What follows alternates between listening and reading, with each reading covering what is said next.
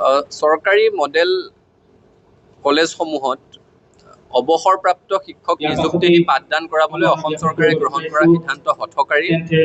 এয়া হিমন্ত বিশ্ব শৰ্মাই অসমৰ মেধাৱী উচ্চ শিক্ষিত যুৱক যুৱতীৰ মূৰত সুধুৱাই ৰাম টাঙোনৰ বাদে একো নহয়। সকলোৱে আশা কৰিছিল তেওঁৰ নামৰ আগত ডক্টৰেট উপাধিটো আছে, তেওঁ লিখে, আশা কৰিছিল অন্ততঃ সেই PhD লাভ কৰা, নেট স্লেটৰ দৰে পৰীক্ষাত উত্তীৰ্ণ হোৱা উচ্চ শিক্ষিত যুৱক যুৱতীৰ মনৰ কষ্ট তেওঁ উপলব্ধি কৰিব, কিন্তু তেওঁ নকৰিলে।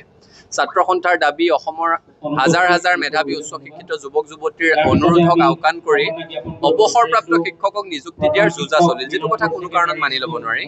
এতিয়া মুখ্যমন্ত্ৰীগৰাকীয়ে কৈছে যে অভিজ্ঞ শিক্ষক নাথাকিলে ল'ৰা ছোৱালী পঢ়িবলৈ নাহে বোলে, সেইকাৰণে দিব লগা হৈছে। যদি শিক্ষকসকলৰ অভিজ্ঞতাকে ব্যৱহাৰ কৰিব লগা আছিলে তেতিয়াহ'লে তাৰ বিকল্প উপায় আছিলে।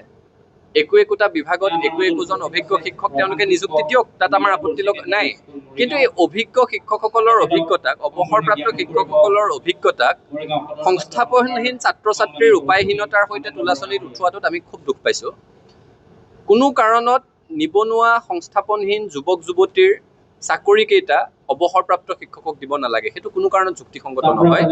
যদি অভিজ্ঞ শিক্ষকৰ প্ৰয়োজনেই আছিলে 3 বছৰ 4 বছৰ 5 বছৰৰ কাৰণে অভিজ্ঞ শিক্ষকসকলক বেলেগ ধৰণেও তাত সেৱা আগবঢ়াবলৈ তেওঁলোকে সুযোগ দিব পাৰিলেহেঁতেন, আৰু 5 বছৰত এই নতুন নিযুক্তিপ্ৰাপ্ত সকলো অভিজ্ঞ হৈ উঠিলেহেঁতেন। তাকে নকৰি 50% আৰু য'ত 3জন শিক্ষক নিযুক্তি হ'ব তাৰে 2জন অৱসৰপ্ৰাপ্ত শিক্ষকক 1 লাখ টকাকৈ পেঞ্চনৰ উপৰিও পাৰিতোষিক দি নিয়োগ কৰাটো নিবনুৱা উচ্চ শিক্ষিত মেধাৱী যুৱক যুৱতীৰ মূৰত সুধুৱা ৰাম টাঙোন। ইয়াত দুটা কথা হৈছে, আমাৰ সন্দেহ হৈছে বোধহয় বিজেপিৰ আদৰ্শৰ প্ৰতি আনুগত্যশীল অৱসৰপ্ৰাপ্ত শিক্ষকক পুনৰ সংস্থাপন দিবৰ কাৰণে এনেকুৱা সিদ্ধান্ত লৈছে। আৰু দ্বিতীয়তে, নতুন নিযুক্তি লাভ কৰা ছাত্ৰ ছাত্ৰীসকলৰ মূৰত 3 বছৰৰ অনিশ্চয়তাৰ এপাত তৰোৱাল ওলমাই থৈছে। 3 বছৰ 50,000 টকাৰ ফিক্স পেড তেওঁলোকে খাটিব লাগিব, আৰু তাৰ পিছত সিদ্ধান্ত হ'ব যে তেওঁলোকৰ চাকৰিটো নিয়মীয়া হ'ব নে নহয়।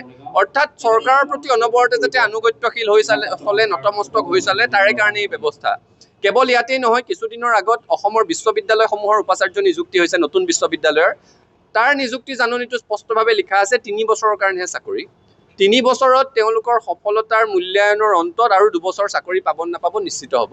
মানে 3 বছৰ যাতে উপাচাৰ্যসকলেও চৰকাৰৰ মূৰ তুলি কথা নকয়, চৰকাৰ চলোৱা দলটোৰ প্ৰতি যাতে আনুগত্যশীল হৈ থাকে, তাৰ কাৰণে ভাবুকিৰ একোপাত তৰোৱাল ওলমাই ৰখা হৈছে। এনেকুৱা ভয় ভাবুকিৰে সৈতে উচ্চ শিক্ষা নচলে, এই সিদ্ধান্ত প্ৰত্যাহাৰ কৰিবৰ কাৰণে হিমন্ত বিশ্ব শৰ্মাক দাবী জনাইছোঁ।